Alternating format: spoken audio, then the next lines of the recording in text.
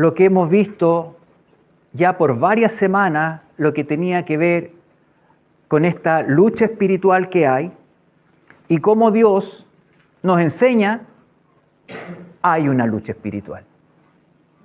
Para que nadie lo menosprecie o no lo considere, pero para esa lucha Él nos ha dado armas.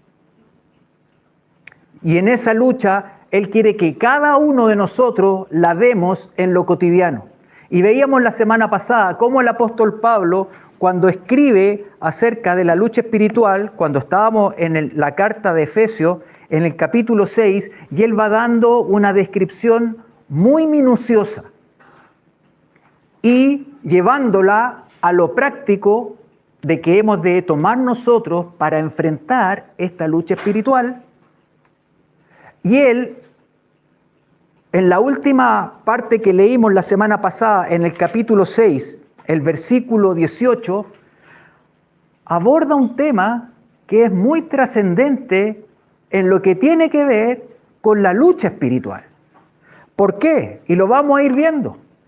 Porque es por medio de la oración que cada uno de los aspectos de los cuales hemos sido dotados por Dios para enfrentar esta lucha, la fe, entender su justicia, que es ella la que nos cubre, nosotros necesitamos luchar por medio de lo que el apóstol Pablo escribe en el versículo 18. Lo leímos la semana pasada y que dice, después de que da toda la descripción de la lucha espiritual, de las armaduras, de lo que involucra cada cosa, dice, orando en todo tiempo, con toda oración y súplica en el Espíritu, y velando. Ahí aparece esta palabra muy similar a vigilar,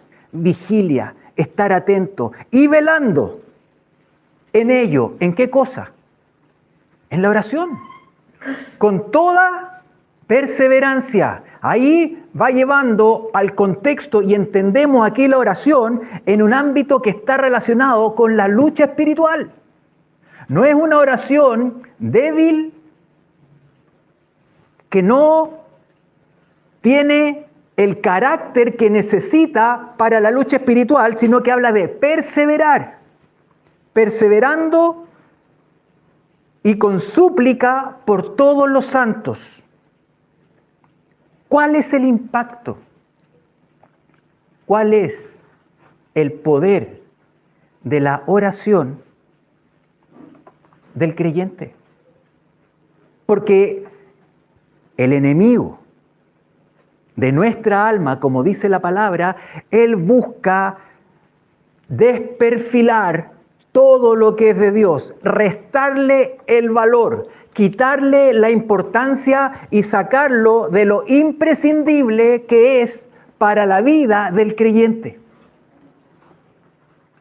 La oración del creyente va dirigida directamente en lo que es la lucha espiritual.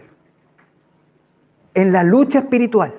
Y en esta lucha espiritual hay dos aspectos que por medio de la oración nosotros podemos luchar. Uno de esos aspectos tiene que ver que cada uno de nosotros podamos mantenernos, como dice Pablo, orando en todo tiempo por nosotros. ¿Para qué? Para que la voluntad de Dios se haga, para que Dios pueda establecer lo que Él tiene, para que podamos poseer lo que Él ha dado. Y eso nosotros lo podemos hacer mediante la oración, pidiéndole a Dios, acudiendo a Él, para que haga su voluntad en nuestra vida, que se pueda acercar su reino a nuestros corazones, que su reino sea el que tenga la bandera en nuestros corazones. ¿Se han fijado cuando antiguamente mostraban en dibujos para niños y que había un castillo y que venían ejércitos y en estas torres aparecía una bandera? Era la bandera de quien era quién dominaba en ese lugar, quién era Señor. Que en nuestros corazones la bandera del Señor esté levantada para que Él pueda hacer su voluntad. Entonces, la oración en la lucha espiritual es para que se haga en nosotros la voluntad de Dios. Y en eso nosotros tenemos que estar atentos y vigilando, como vimos en la semana anterior, a nuestros pensamientos, atentos a nuestras emociones, atentos a lo que escuchamos, atentos a lo que hablamos, porque en el hablar hay poder. En lo que escuchamos podemos ser afectados, podemos ser debilitados o podemos ser edificados. Entonces, orando, pidiendo y clamando porque Dios haga su voluntad en nosotros, pero también que Dios pueda hacer su voluntad alrededor de nosotros, en esta tierra. En el contexto de la oración fue que Jesucristo le enseñó a sus discípulos a que oraran y que pidieran: venga tu reino. En el contexto de la oración. Entonces la oración no es algo, quiero ser bastante reiterativo, algo que el diablo quiere quitarle el valor de lo que es. ¿Y saben por qué? Porque la oración del creyente, del soldado, tiene poder. Y tiene poder en esta lucha espiritual. Pero si no es ejercida, el reino de Dios no puede establecerse en nosotros. Luchando contra pensamientos. Yo tengo que luchar por pensamientos que se levantan, incredulidades. Sentimientos de que no soy digno. Sentimientos de que yo no sé si soy capaz. Todo eso es parte de la lucha y ahí es donde aparece la oración. La oración que va a ser la que vamos a declarar para que Dios traiga su reino y vamos a rechazar todo lo que se oponga a lo que es de fe.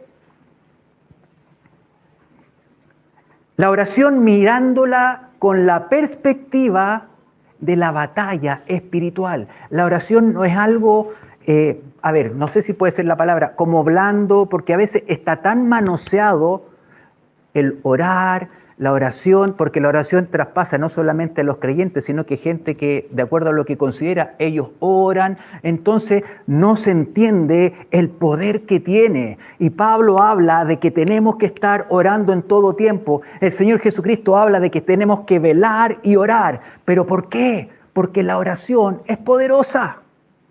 Es poderosa para penetrar en el ámbito espiritual. Yo no sé cómo le dicen aquí en España, pero aquí con los trabajos que se estuvieron haciendo para mejorar los estacionamientos y todo, hay unas máquinas que son, en Chile le dicen demoledoras, no sé si le dirán acá, estas que toman y que rompen el pavimento. ¿Cómo se llaman acá? Martillo neumático. Martillo neumático. Ya, ese martillo neumático es el que puede penetrar, romper lo duro. Y la oración es como ese martillo neumático que puede golpear, que puede empezar a atrizar, que puede empezar a romper lo que el diablo ha establecido. Es poderosa, pero si ese martillo neumático no es tomado por la iglesia, no va a haber ningún cambio. La oración tiene el poder de transformar. La oración tiene el poder de cambiar el curso de las cosas. La oración tiene el poder para atar el dominio del diablo. Y lo que vamos a estar viendo, Dios le ha dado autoridad a su iglesia. Dios le ha dado autoridad. Me acuerdo cuando estábamos en Haití, y seguramente al final voy a compartir un poco más de eso, cuando hubo un momento que nosotros había el acuerdo de cuando hubiera vudú en Haití, los misioneros, los que estábamos en el lugar, nos íbamos a juntar, a orar, a alabar, entendiendo la oración como un arma, como este martillo neumático para en el mundo espiritual no conformarnos con que esto estuviera y se mantuviera, sino que eso pudiera ser cambiado. Y eso se hizo por mucho tiempo en distintos momentos. Me acuerdo momentos en los cuales empezaba como a las 4 de la mañana. Empezaba y ahí se daba la señal a través de los teléfonos y nos levantábamos, ahí íbamos los hombres, dejábamos a las mujeres que quedaran en las casas y los hombres íbamos y nos íbamos a una parte del terreno y nos poníamos a orar. Y yo me acuerdo cuando a veces estaba ahí y entre que medio dormido, pero ahí estábamos dando la pelea. Y el diablo astutamente siempre nos dice, ¿ustedes creen que esto va a cambiar algo? Están orando así medio entre que se están quedando dormidos. Y eso es con lo que luchaba, pero dijimos, ahí vamos a estar. Vamos a estar. Y eso se hizo constantemente cada vez que había vudú, porque el vudú era algo incesante. Todos los días los tambores. Y hay un aspecto, que es lo que voy a comentar después, que cuando una de las veces empezó este vudú, nos juntamos y Dios se empezó a mover de una forma muy sobrenatural.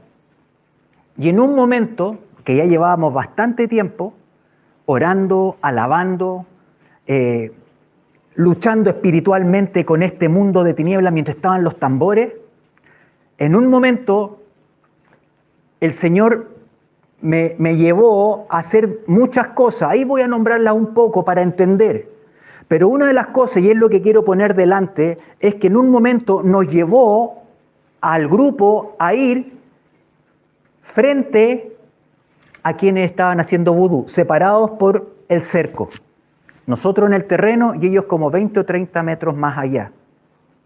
Y en ese momento el grupo estaba con guitarra, el grupo estaba alabando, el grupo estaba orando. Y en un momento a mí me pasó algo que nunca me había pasado, y era que Dios me había dado una claridad de todo lo que tenía que hacer, qué es lo que tenía que hablar, qué es lo que no tenía que hacer. Era una cosa sobre otra. Y en eso que estaba, yo me puse a rodear al grupo que estaba orando, alabando, y en un momento le decía, y yo sabía que no era yo, sino que era algo que Dios me decía decir, oren con autoridad. Y salía del grupo y ellos seguían orando, y yo daba vuelta, y en un momento fue iglesia. Y me llamó la atención, les dije, iglesia, oren con autoridad. Eran mis compañeros de misión. Les podría haber dicho, oigan, oren con autoridad. Pero era Dios que nos estaba llevando a eso y era iglesia, oren con autoridad. Y aquí hay dos cosas que tenemos que tener presentes. Está la oración que Dios la ha dado, que es poderosa y que se la ha dado a los creyentes, pero para que la tomen con la autoridad que Dios le ha dado a los creyentes. Y el diablo no quiere que tomemos la autoridad y no quiere que consideremos la oración y que la veamos como algo lánguido, como algo que no sé si produce nada, pero es poderosa. Porque la oración con la autoridad que Dios le ha dado a su iglesia es la que penetra en el mundo espiritual, penetra en familias, penetra en sociedades, penetra en ciudades, penetra en países y puede quebrar lo que el diablo ha establecido. Dios le ha dado poder a su iglesia. Dios le ha dado autoridad a su iglesia. ¿Para qué? Para poder orar con esa autoridad.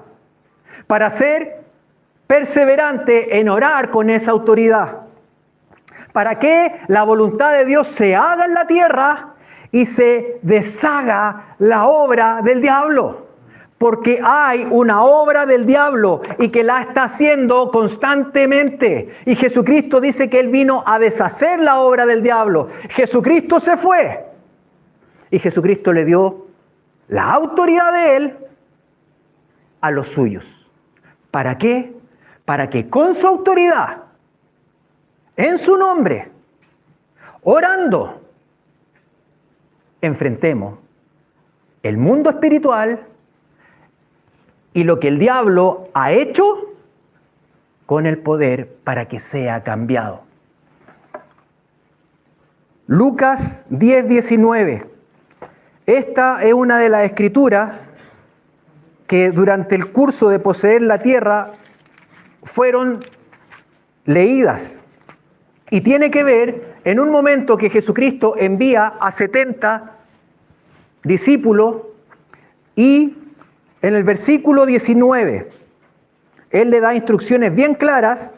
Ahora, es bien curioso porque les dice, después de estas cosas, en el versículo 1, designó el Señor también a otros 70, a quienes envió de dos en dos delante de Él, a todo lugar, a toda ciudad, a donde Él había de ir. Jesucristo envió a estos 70 como una avanzada para cuando Él viniera. Pero cuando Él los envió, ¿cómo los envió? Versículo 19. Dice, he aquí, esto es lo que le dijo a estos que Él envió delante de Él, a donde Él iba a venir. He aquí os doy potestad de hollar serpientes y escorpiones. Eso nos parece como lejano, no se entiende, serpientes, escorpiones. Pero dice después, y sobre toda fuerza del enemigo, y nada os dañará. Potestad. He aquí, yo les doy potestad. Yo les doy autoridad. Yo les doy poder. ¿Sobre qué?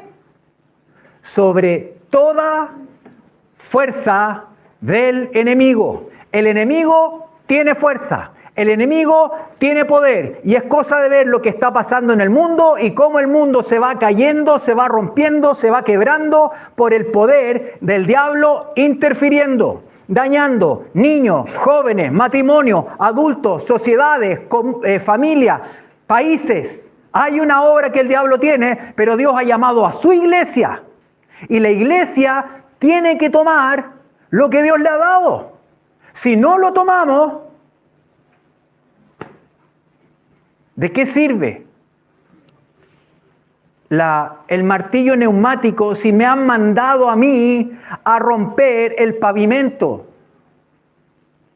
¿De qué le sirve a la iglesia no tomar lo que Dios ha dado para la lucha, entendiendo que hemos recibido poder? Esto que le dio a los 70 es lo que también Jesucristo le dio a los 70 y a los más que estuvieron con Él después que Él resucitó. Eso aparece en el Evangelio de Mateo, al final de Mateo. Mateo, el último capítulo de Mateo. Mateo 28, 18. Jesús, ya resucitado, pronto a irse al Padre, se acercó a los que estaban ahí y les habló diciendo, toda potestad, la misma palabra que leímos anteriormente, que le dijo a los 70, esta misma palabra le dice a estos que ya no son 70, pero que son todos los que están reunidos con Él. Toda potestad, todo dominio, toda autoridad me es dada en el cielo y en la tierra. Por tanto, id y haced discípulos a todas las naciones, bautizándolos en el nombre del Padre, del Hijo y del Espíritu Santo. Jesucristo declara que en Él está todo el poder, todo el dominio, toda la autoridad en el cielo y en la tierra. Y Él le da esa potestad, ese poder a los que creen en Él, a los que reconocen y entienden que por la misericordia de Dios, Él nos libró del castigo que merecía nuestro pecado y extendiendo su amor y su misericordia, murió por nosotros. Y si nosotros creemos en lo que Él hizo, el apóstol Juan, en el primer capítulo, en Juan capítulo 1, versículo 12 dice, y a los que le recibieron, hablando de Jesucristo, A los que creen en su nombre, les dio potestad. ¿Potestad de qué? De ser hijos de Dios. El ser hijo de Dios es algo otorgado por quien tiene la autoridad y el poder para hacerlo. Dios a los que creen. Nosotros, si hemos creído por su amor y misericordia, Él nos da la potestad de ser hechos hijos. Y con esa potestad de hijos, nos dice también, yo les he dado potestad sobre toda fuerza del enemigo. Ahí está la importancia de la oración, entendiendo que la oración es la que nos va a llevar a hacer que el reino de Dios venga. ¿De qué manera el diablo se establece o influye sobre las personas? ¿De qué manera el diablo afecta a las familias? ¿De qué manera el diablo se enseñorea de un barrio? ¿De qué manera el diablo se entrona en una ciudad? ¿De qué manera el diablo hace lo que él quiere hacer en un país? ¿De qué manera lo hace? Primeramente, busca hacer que las personas dejen a Dios fuera. Que Dios esté fuera. Él apunta a dos cosas. Buscar de que Dios esté fuera. Él quiere que aquí, en esta tierra, en España, Dios sea dejado fuera. ¿Fuera de dónde? Fuera de la educación. ¿Fuera de dónde? Fuera de la vida de toda persona que está acá. Y Él se encarga y trabaja para que eso se produzca. ¿De qué manera lo hace?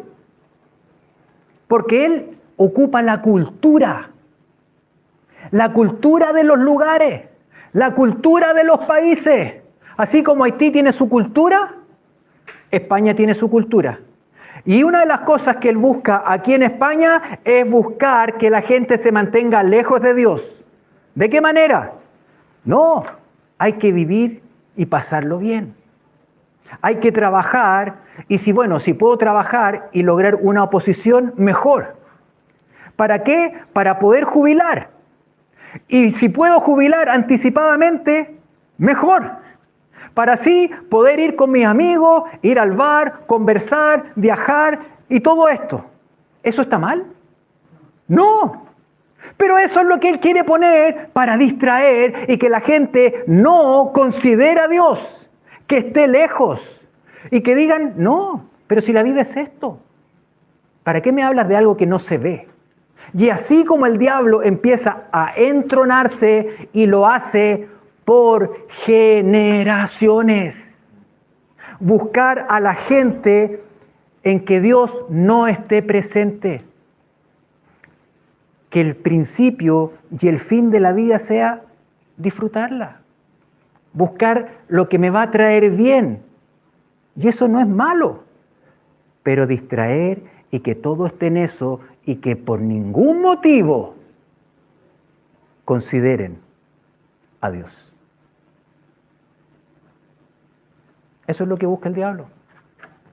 Y lo hace de muchas maneras. Que Dios no tenga espacio aquí en España. Que no sea un tema, no, de eso no hablemos. No, eso, la vida es una y hay que vivir. Que Dios esté fuera, que Dios esté fuera. ¿Quién está detrás de eso?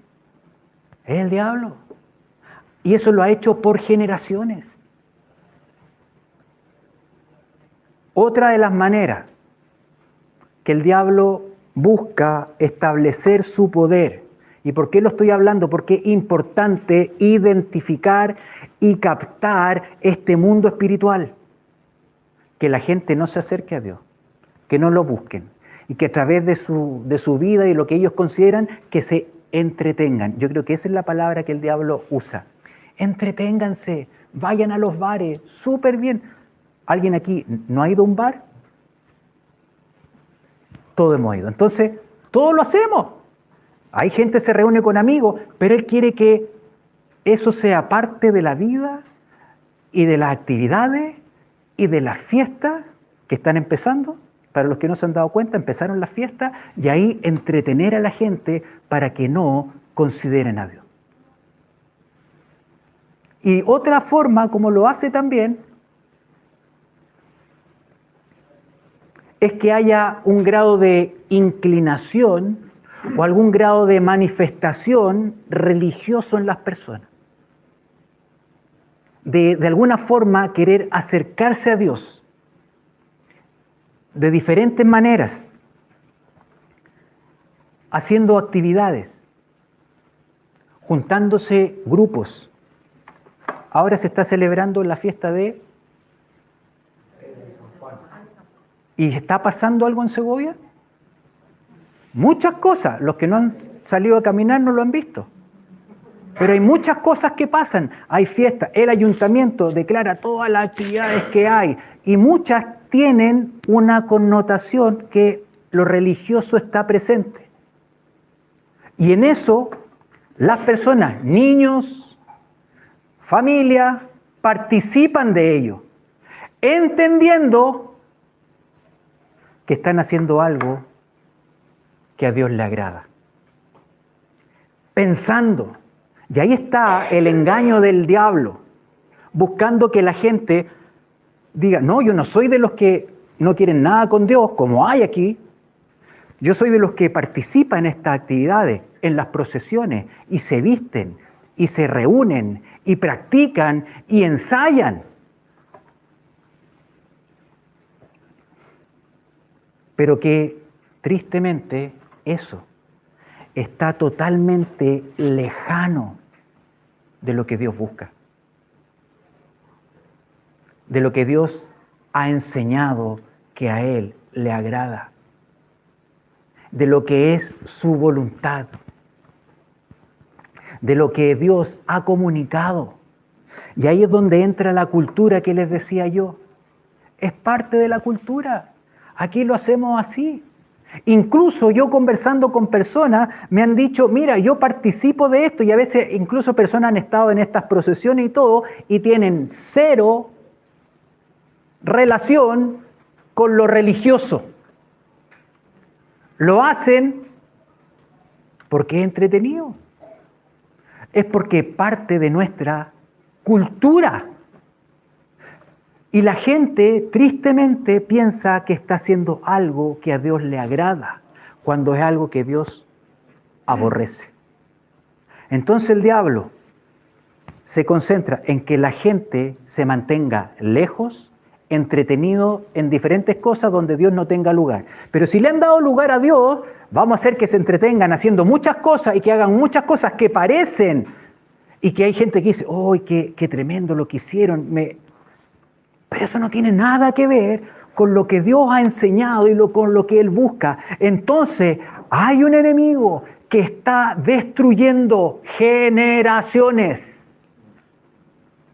Y Dios ha llamado y ha levantado a su iglesia para que su iglesia, los que creen y son fieles a Él, tomen la autoridad que Él le ha dado y que oren con esa autoridad para que se deshaga la obra del diablo, que se quiebre lo que el diablo ha hecho y ha puesto capa sobre capa sobre capa sobre capa, siglo tras siglo, capa sobre capa, dura, para que no haya reacción a lo que es de Dios. Y Dios nos ha llamado a que tomemos las armas, a que tomemos lo que Dios nos ha dado, su poder y su autoridad, y abramos nuestra boca y oremos y clamemos, Señor, venga a tu reino. Señor, empieza tú a demoler, empieza tú a derribar, empieza tú a socavar lo que el enemigo de España, donde estamos nosotros, se ha levantado. Y así lo hace en cada nación de diferentes formas el diablo, pero Dios ha dispuesto iglesia, ha puesto hombres y mujeres que le crean, pero que necesitan y que necesitamos tomar lo que Dios ha dado. O si no, el diablo va a seguir poniendo, sacando, levantando, quitando lo que él quiere para finalmente destruir toda esa vida. Dios nos ha dado esa autoridad Dios nos ha dado ese poder, pero es nuestra responsabilidad frente a Dios ser de los que oran, de los que claman, de los que luchamos. Esta oración que es fervorosa, esta oración que es de guerra, esta oración que es: Señor, queremos que tú atravieses lo que el diablo ha puesto y que es tan duro y que impide que la gente escuche.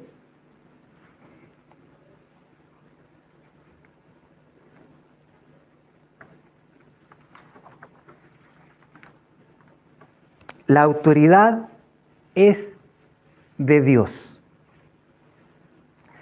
Dios se la da a sus hijos, a quienes Él por su potestad los hace hijos porque los recibieron y creyeron en Él. Y esa autoridad que Dios le ha dado y que es de Él, la pone en las manos de la iglesia. Para que la iglesia haga lo que Él enseña: clamar y pedir que su reino venga. Lo que sucedió en Haití, y que les estaba comentando la otra vez, lo que hubo fue una confrontación. Así de evidente fue para los que estuvimos ahí.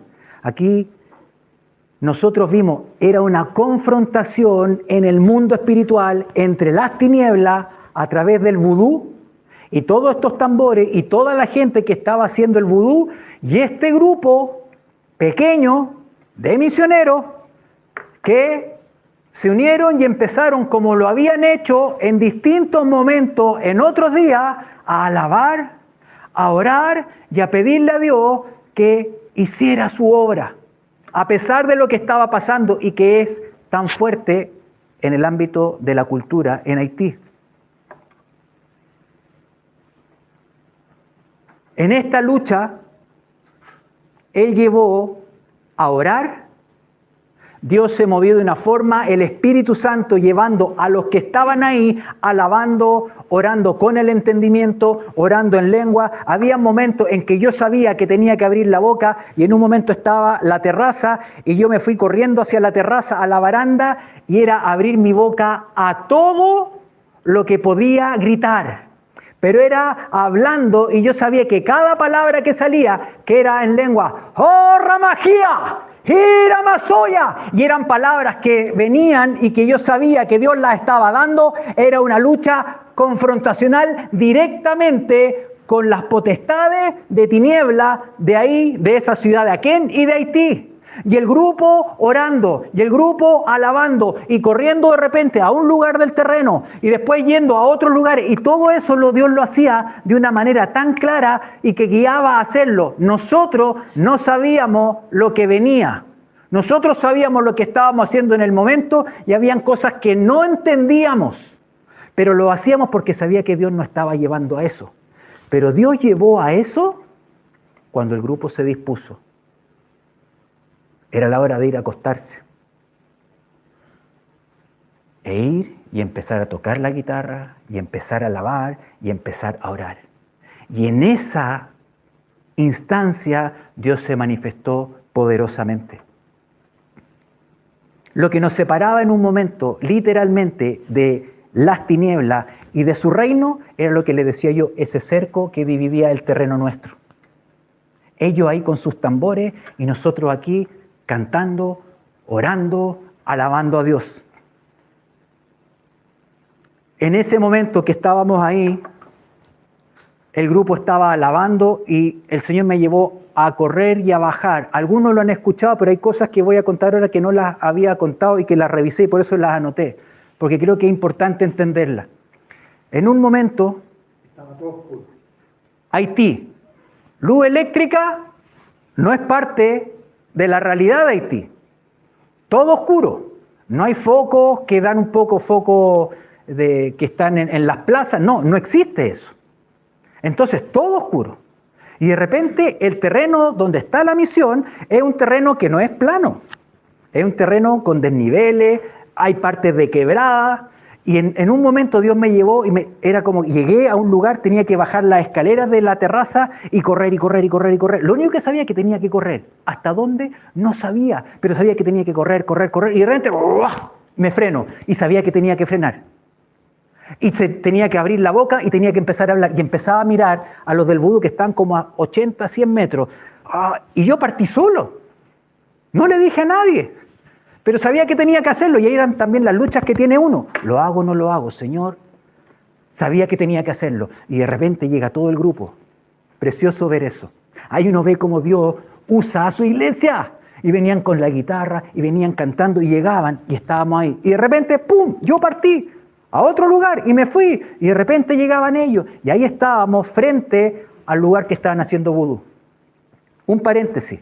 Lo que había pasado meses anteriores es que el equipo misionero empezó a enfermarse uno tras otro, uno tras otro. Caía uno, estaba 3, 4 días con fiebre alta, todo alto. Caía otro, caía uno, caía otro, caía uno, caía otro. Bueno, al final se hizo un análisis al agua. Teníamos un pozo profundo que tenía más de 80 metros de profundidad. Era un pozo hecho por una máquina norteamericana. O sea, era un lugar que tomaba aguas de lo profundo, donde no había posibilidad de contaminarla, porque eran aguas. Y la gente de Water for Life, que eran los que habían hecho el pozo, cuando le llevamos la muestra de agua, nos dijeron: ustedes no pueden tomar más esa agua. Esa agua está contaminada a tope. Y nosotros dijimos: ahí está. Por eso nos estábamos enfermando. No sabíamos, pero nos enfermábamos, nos enfermábamos. ¿Y por qué era? Por eso. ¿Y por qué les digo esto? Porque mientras estábamos en ese momento orando, luchando, alabando, el Señor me llevó en el terreno. Estábamos justo frente a ellos, pero después venía una quebrada. Y fue bajar por la quebrada. Eran como 20 metros bajando y corriendo. Yo después lo pienso, es ilógico, donde hay piedras, donde hay ramas, y era bajar corriendo, y bajaba corriendo, y me sentaba y seguía corriendo, corriendo, corriendo, y llego a la parte más baja de la quebrada. Y cuando llego abajo, era como Dios me estaba diciendo, me dice: gira la cabeza, giro la cabeza. Era como todo así. Y miro, y me acerco, y veo un pequeño hoyo, le dicen hoyo aquí, a un hoyo, un agujero, y en el agujero, no era tan profundo el agujero, había un balde. Y yo cuando veo eso, internamente era que Dios me decía: el agua. Les hicieron algo a su agua. ¿Pero qué era? Alguien entró a nuestro terreno. Pusieron eso. ¿Pero qué fue lo que hicieron con eso? Ahí es donde entra el ámbito de las tinieblas. ¿El diablo tiene poder? Sí. Los que hacen vudú, ¿a quién invocan? Al diablo. Y ellos hicieron algo para que los blancos se les contamine el agua. ¿Dónde encontramos el balde? Lo encontramos en una quebrada de un terreno que tiene 2.5 hectáreas de terreno. Sin luz. Y Dios llevó a ese lugar a encontrarlo, y cuando lo veo es el agua. Y del momento que veo eso, una ira, y que fue, y me acuerdo que llegué ahí y me llevó a hacer cosas que no hubiera pensado, a escupir 3 veces sobre eso. Lo tomé, me fui corriendo y me fui corriendo arriba. Y arriba seguía el grupo, alabando y orando frente a los que estaban haciendo vudú. Y cuando llego arriba, tomo este balde y me voy corriendo, y lo único que sabía que tenía que ir corriendo, corriendo, y me voy acercando al cerco, acercando al cerco, acercando al cerco. Y dije: ¿qué voy a hacer con el cerco? Voy a tener que pasar por arriba, voy a tener que quedarme acá. No sabía. Y cuando llego al cerco, llego ahí y lo lanzo con toda mi fuerza y le digo: les devolvemos lo que nos hicieron. Y el grupo siguió orando, siguió alabando, y en ese momento Dios me llevó a hablarle a uno que era el que estaba a cargo de ese lugar, que se llamaba Tipio. Y empecé a decirle, Dios me daba esto, y yo por eso lo digo, es algo que yo nunca lo había vivido, es algo que escapa de los parámetros lógicos de uno, pero ahí es cuando uno ve cuando Dios se mueve de una manera sobrenatural. Y le empecé a hablar a Tipio y le empecé a decir: Tipio, a todo pulmón, todo esto a todo pulmón. No, Tipio, mira, vecino, no. Era guerra, era lucha, no era contra él. es lo que estaba operando en ellos. Arrepiéntete. Cosa horrenda es caer en manos del Dios vivo. Y eso se lo decíamos en español y se lo decíamos en creol. Porque en el momento Dios nos llevaba a hablar en español, pero después se lo llevábamos al creol y decirle, arrepiéntete. Y el grupo seguía orando y ellos seguían con los tambores. Y de ahí nos movimos a otro lugar del terreno y seguimos orando. En esto han pasado varias horas. Orando, corriendo, moviéndose en el terreno, encontrando ese balde. O sea, ahí es cuando dice encontrar una aguja en un pajar, que alguien le hubiera dicho, anda a encontrar un balde que está en el terreno de 2,5 hectáreas, con quebrada, con piedra, con vegetación tropical. El Señor nos llevó exacto a ese lugar. Y el grupo siguió orando, y en un momento oramos todos juntos, y en todo eso el Señor me llevaba a cada cosa que había que hacer. Y en un momento les dije, vuelvan a las casas, acuéstense, apaguen los celulares, no hagan nada, solamente duerman. Y nos fuimos todos y se fueron todos a sus casas. Pero yo sabía que yo no me tenía que ir. Pero lo único que le decía, Señor, ¿y qué voy a hacer? Pero yo sabía, no me tengo que ir. Y me fui a un lugar del terreno donde habíamos estado con el grupo y empecé a caminar en círculo. Y estaba caminando en círculo, y mientras estaba caminando en círculo, el Espíritu Santo me llevaba a levantar mi brazo contra las montañas que estaban atrás del terreno, y era empezar a todo pulmón, orando en lengua, y eran lenguas que yo sabía que era algo que Dios había puesto, y era guerra. Y seguía orando y dando vueltas, y seguía orando y dando vueltas. Y en un momento me llevó a acostarme, había césped, y me acosté en el césped boca abajo. Y pensaba, y yo en mí era, Señor, ¿qué vas a hacer? Señor, ¿qué vas a hacer? Lo que yo sabía que no me tenía que ir, porque algo tenía que seguir. Y en eso que estaba, tenía el césped en la cara y empecé a respirar y soplaba. Y de repente la tierra que viene el césped, yo sentía que se me devolvía. Y de repente, 2 veces, después una tercera. Y cuando termino de hacer eso, un viento.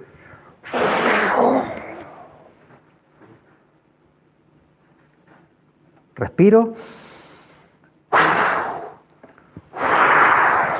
El viento dice, Señor, ¿qué vas a hacer? ¿Vas a hacer llover? Señor, ¿qué vas a hacer? Y me levanté y seguí orando y empezaba a dar vueltas en círculo. El terreno está hacia arriba, hacia abajo está el mar, hacia allá estaba, hacia el oeste estaba la costa, seguía igual, y yo dando vueltas, y en un momento me llevó a empezar a aplaudir.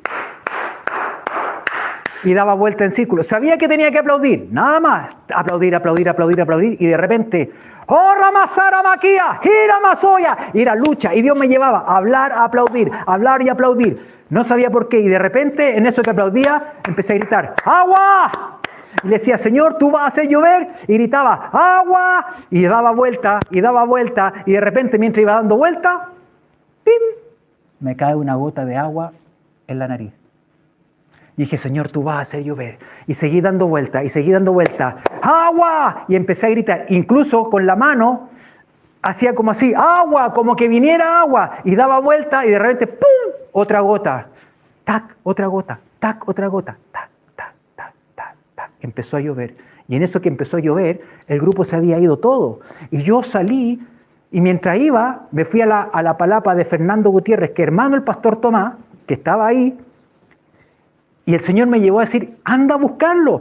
Y iba corriendo, y mientras iba corriendo, el agua llovía así, pero la última vez había sido como 2 o 3 años antes, cuando hubo un Sandy, que fue un huracán. Pero ese periodo habían habido 2 años a 3 años de sequía en esa tierra de Aquén. Sequía. La quebrada donde antes sacábamos agua estaba seco. Y ahí estaba, y cayó el agua. Y yo me fui y le decía, Fernando Gutiérrez, sal. con su esposa Ingrid, salgan a mojarse. Y me fui a todas las casas. En la casa donde estaban las mujeres le decía, salgan a mojarse. En la casa donde estaban los hombres, salgan a mojarse, vengan a gozarse con lo que Dios está haciendo. Y ellos no entendían nada, pero ahí vemos cómo funcionó la iglesia y empezaron a salir. Y yo notaba que en una de las casas estaban saliendo muy como despacio. No, tiene que ser rápido. Era todo así, tiene que ser rápido, ahora. ¡Pum! Y llegó el grupo y nos fuimos al lugar donde habíamos estado orando y llovía, yo le decía, gocémonos lo que Dios ha hecho, gocémonos lo que Dios está haciendo, gocémonos. Y estábamos ahí y seguíamos alabando y los tambores seguían con sus cosas, y los tambores seguían. Pero Dios había dado una palabra antes que había dicho, se van a callar.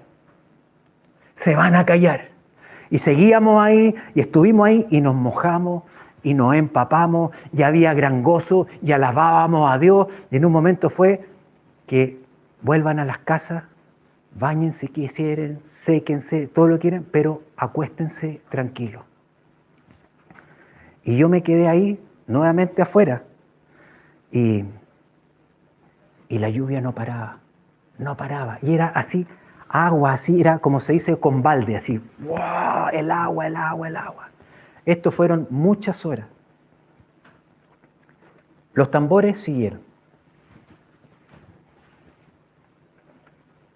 Pero al otro día seguía lloviendo. Llovió por 3 días sin parar. Después de casi más de 2 años en sequía. Al otro día fuimos con el grupo a ver la quebrada por donde había agua de la que a veces ocupábamos, que estaba seca por la sequía, estaba a tope la quebrada, agua por borbotones. Y me acuerdo a ese otro día, yo le preguntaba, Señor, ¿y por qué? ¿Por qué? Y me dijo, estoy limpiando.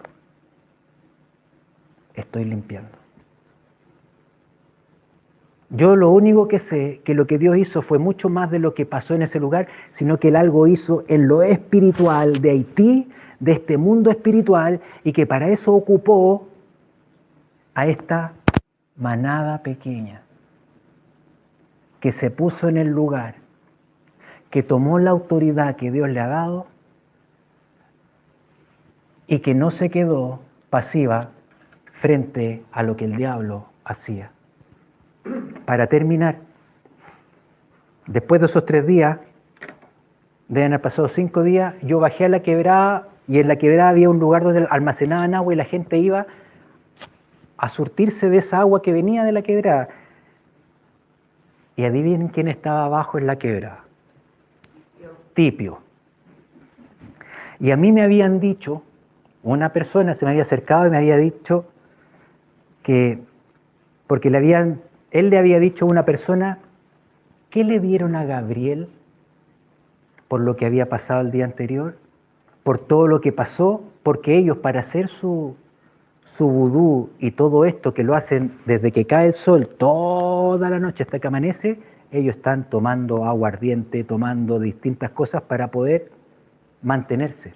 Entonces él le había dicho a una persona, y que después me contó, un haitiano, y me dijo, ¿qué le dieron a Gabriel ese día?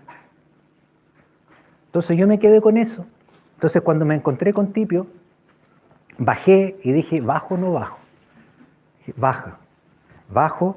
Tipio, no hay ninguno que sea, de los que estamos acá, que sea más alto que